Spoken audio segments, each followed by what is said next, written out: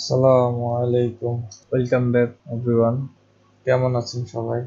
আরেকটা জিনিস যেটা হতে পারে যে আপনার যখন ক্রপ টুল ইউজ করবেন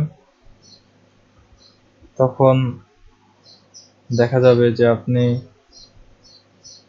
ক্লিক করলে যখন আপনি হরাইজন ঠিক করতে চাইতেছেন ঠিক করতে পারতেছেন, তো দেখতেছেন যে ফটোশপ আপনার এই ক্যানভাস এরিয়া থেকে ক্যানভাস এরিয়ার ভিতরে থাকার কারণে ইমেজটার আপনার ব্যাকগ্রাউন্ডে যে হোয়াইট আছে এই হোয়াইটটা আসতেছে, আবার এই সাইড দিয়ে আপনার অনেকখানি ইমেজও বাদ পড়ে যাচ্ছে।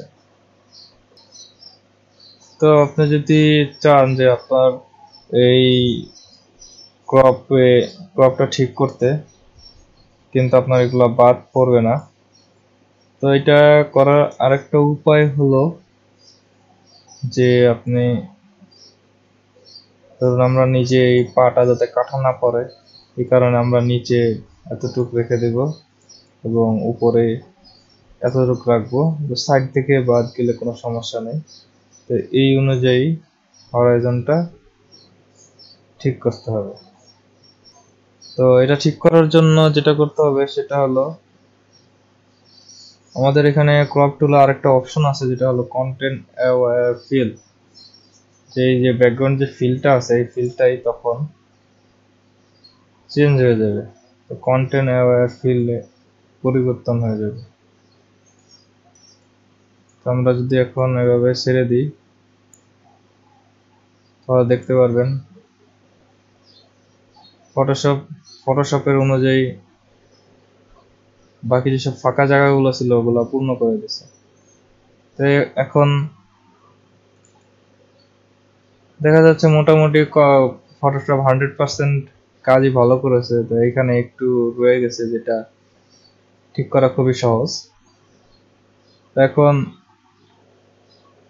এই জিনিসটা ইউজ করে কন্টেন্ট অ্যাওয়্যার ফিল্ড ইউজ করে আমরা এরকম ক্রপ যেগুলো প্রয়োজন কিন্তু আমরা চাচ্ছি যে আমাদের কিছু অংশ যাতে বাদ না পড়ে বা সাইড থেকে যাতে বাদ না পড়ে, এবং আমরা চাচ্ছি যে আমাদের ক্যানভাস এরিয়াও বাড়াতে, তো আমরা কন্টেন্ট অ্যাওয়্যার ফিল্ড ট্রাই করতে পারি। আর যদি এরকম কোনো সমস্যা হয়েই যায় তো এগুলো ঠিক করার জন্য আমরা স্পট হিলিং ব্রাশ টুল অথবা রিটাচিং যেসব টুলগুলো আছে ওগুলো আমরা ইউজ করতে পারি। তো এটি নিয়ে বেশি টেনশন করার দরকার নেই, এগুলো আমরা পরের চ্যাপ্টারে আবার কথা বলবো। তো দেখতে পাচ্ছেন যে একটা perfect image content aware fill দিয়ে এবং ক্রপ টুল দিয়ে তৈরি করা সম্ভব। তো আজকে এই পর্যন্তই। আর আপনাদের কোনো কিছু জানা থাকলে কমেন্ট বক্সে কমেন্ট করতে পারেন। আর ভিডিওটি ভালো লেগে থাকলে লাইক করবেন, সাবস্ক্রাইব করবেন এবং ভিডিওটি শেয়ার করে আপনাদের ফ্রেন্ডদেরকেও জানিয়ে দিবেন। আপনাদের লাইক সাবস্ক্রাইবই এই চ্যানেলটিকে গ্রোথ করতে সাহায্য করবে। তো see you guys on the next video. আসসালামু আলাইকুম, ভালো থাকবেন সবাই।